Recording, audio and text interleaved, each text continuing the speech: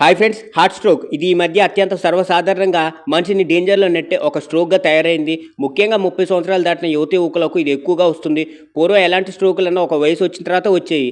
కానీ ఎందుకో తెలియదు, కానీ ఈ మధ్య చిన్న పెద్ద అనే తేడా లేకుండా అందరికీ ఈ స్ట్రోక్స్ వస్తుంది. అది ఎందుకు అన్నది మీకు తెలిస్తే కామెంట్ బాక్స్లో తెలపండి.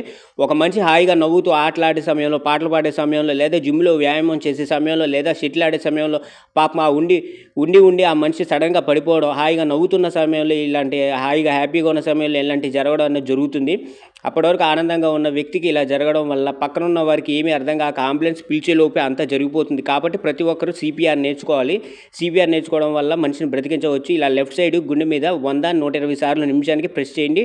మరియు నోరుతో శ్వాస అందించండి.